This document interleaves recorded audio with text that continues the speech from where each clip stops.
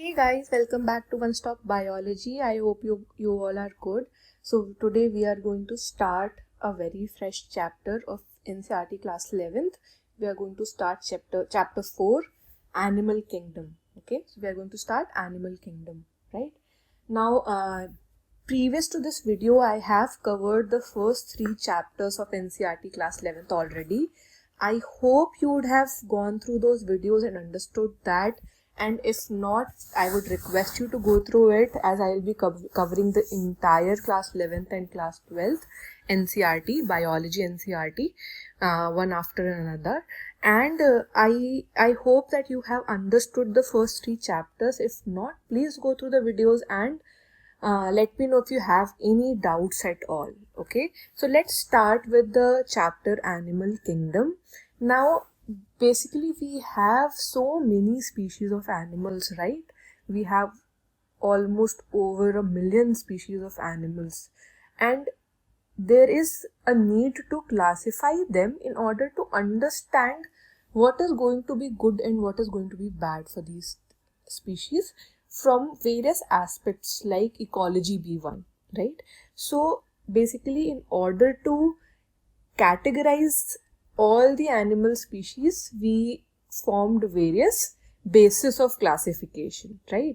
So basically, in spite of differences in structure and form of different animals, what I mean to say is that there are differences in structures and forms, right? There are some fundamental features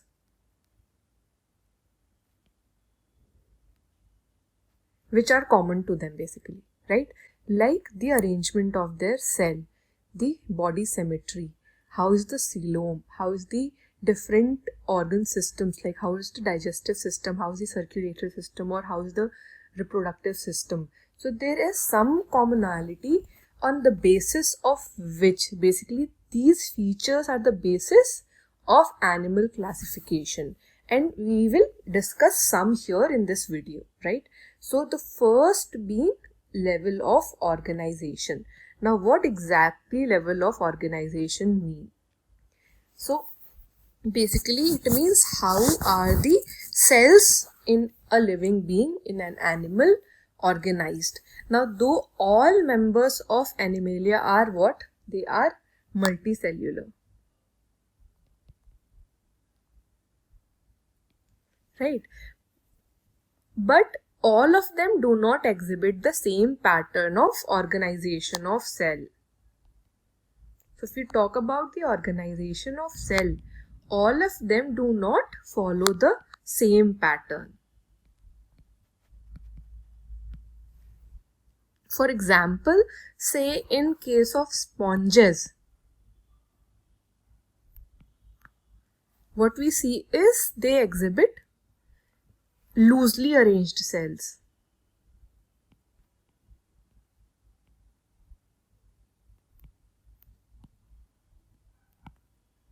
Right. In the same way, there are some organisms, animals basically, who exhibit cellular level of organization, which is basic. Some have tissue level, some have organ level, and then there are advanced type which have organ system level of organization, right? So basically, the level of organization can be cellular type, as in we discussed in case of sponges, it is loosely arranged cells, cellular type. Then we have tissue level, which happens in case of coelentrates. Then we have organ level, which happens in platyhelminths.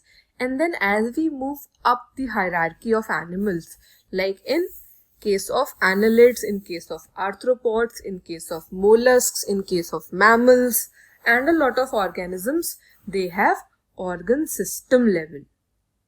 Okay, so in the same way, the digestive system, right? The digestive system of an organism is of 2 types, right? It can either be open type, as in with single opening, and it can or else be of 2 openings. So the complete digestive system has two openings. And what are these two openings? So the complete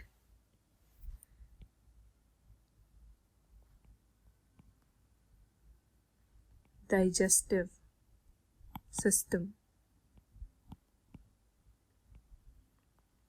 has two openings.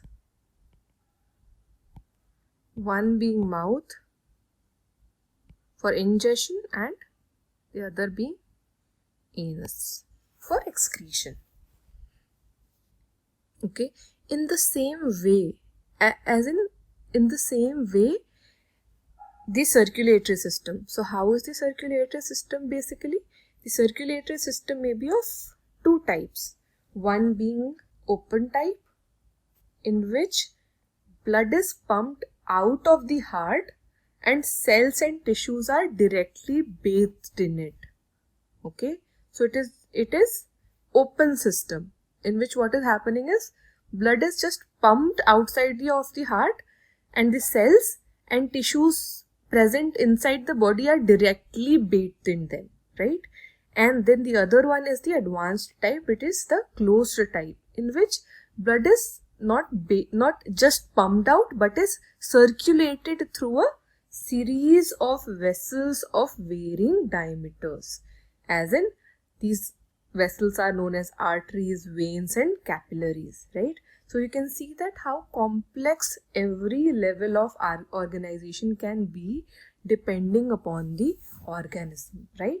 In the same way, when we talk about the two opening, and this example of this two opening is us human beings, right? Mammals in general. In the same way, the digestive system of platyhelminths has just one opening, right? And that is to the outside of the body, that serves as both mouth and anus, right? So you can see that there are always various types of organization depending upon the organism. Okay, so that is the first basis of classification, that whether you are at cellular level, whether you are at tissue level, whether you are at organ level, or you are at organ system level. Okay, now in the same way, the second point of classification is symmetry. Basically, your body can either be very much symmetric. And how it can be symmetric? If we divide your body through a central axis, and if you have two identical halves, then you are basically symmetrical, right? And that is radial symmetry. But if I divide an organism from the central axis being the exact mid region of your body, but your body is not getting divided into two equal halves, it's asymmetrical, right?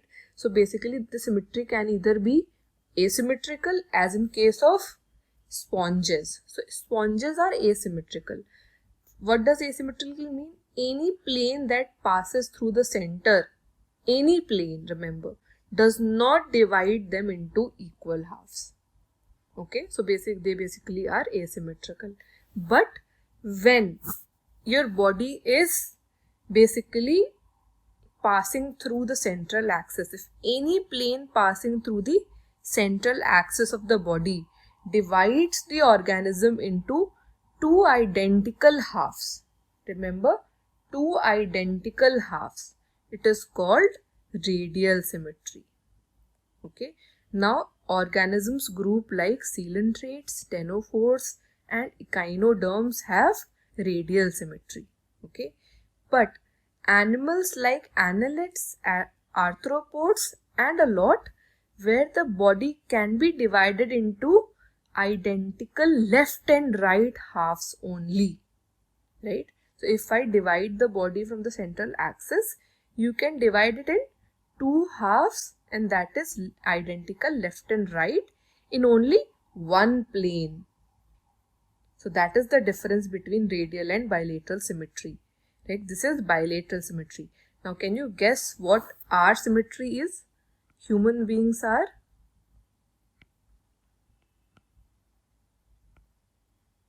what? Okay, please mention your answers of this in the comment section after the video, right? Okay, so there are two types of symmetry. One is radial and the other is bilateral. In both you get identical two halves, but in case of radial symmetry, from any plane passing through the central axis, you will divide the organism into two identical halves. But in case of bilateral symmetry, you will get identical left and right halves in only one plane. Okay, so this is basically the symmetrical part. So we basically divide the organisms, or we classify the organisms on the basis of symmetry as well, whether they are asymmetrical or symmetrical, and if they are symmetrical, whether they have radial symmetry or bilateral symmetry. Now next to this comes diploblastic. So basically the layering, diploblastic or triploblastic organization.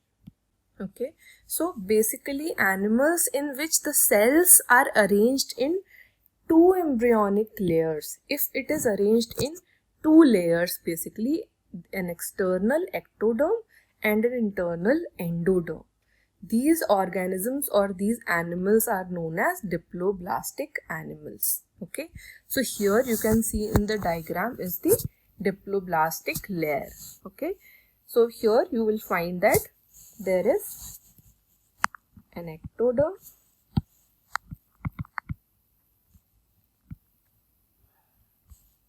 and an endoderm. Now what is this? This is known as mesoglia. So there is an undifferentiated layer present in between ectoderm and endoderm, and that is known as mesoglia. Okay. Now these animals, these type of animals in which the developing embryo has a third layer. There are some animals in which the embryo has a third layer in between the ectoderm and endoderm, and that is known as triploblastic layer. Okay, so those animals in which the developing embryo has a third layer which is known as mesoderm. So here, as now you can see that there are three different layers, right? So again you have ectoderm, you have endoderm, and you have a well defined middle layer which is mesoderm. Okay, so all the animals from platyhelminths to chordates are triploblastic.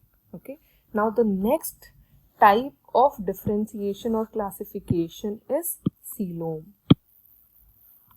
Presence of coelom. So coelom is basically nothing but a cavity.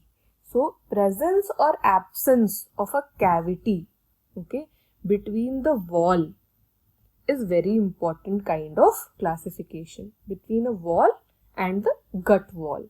Now the body cavity which is lined with mesoderm, lined by mesoderm is now called coelom. Okay, so animals that possess coelom are coelomates. For example, annelids, mollusks, arthropods, echinoderms, hemichordates and chordates are coelomates. Now in some animals what happens is the body cavity is not lined by mesoderm. Instead the mesoderm is present as scattered pouches in between. Okay, so it is present as scattered pouches in between the ectoderm and endoderm. You can see the diagram here. Such body cavities are basically pseudocoelomates, and these pseudocoelomate example is Aschelminths. So whatever example I'm telling you, we are anyway going to deal with all that in detail as per NCERT book, one after another. Okay, so there are some animals where you have coelom, which are known as coelomates. Basically they have a proper body cavity where there is presence of mesoderm.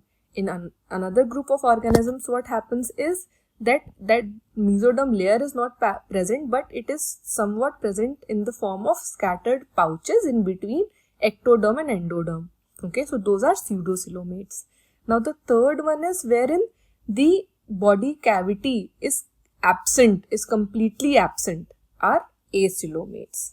Okay, so here you can see the example of coelom. So in coeloms you can see that there is a proper cavity present, right? Here you can see that there are coeloms present but in the form of pouches. This is pseudocoelom. And here it's absent, so this is acoelomates. Okay, so you cannot see any cavity in between, right? There is no cavity present in between the outer and inner wall. It's all completely packed with cells, right? So in the same way, now the next type of classification is segmentation, right? So in some animals, their body, what happens is their body is externally and internally both divided into segments, right? And these segments are basically with a real serial repetition of at least some organs as well, right? So for example, in the case of earthworm, the body shows this pattern which is known as metameric segmentation, and the phenomenon by which it happens is metamerism, okay, which is nothing but segmentation. So we'll study about earthworm's structure in detail in later chapters, right? In the same way, now the sixth type of classification on which we basically divide the organisms, the animals, is notochord. Notochord is nothing but a rod-like structure basically, right, which is formed on the dorsal side during embryonic development in some animals. So the animals which have notochord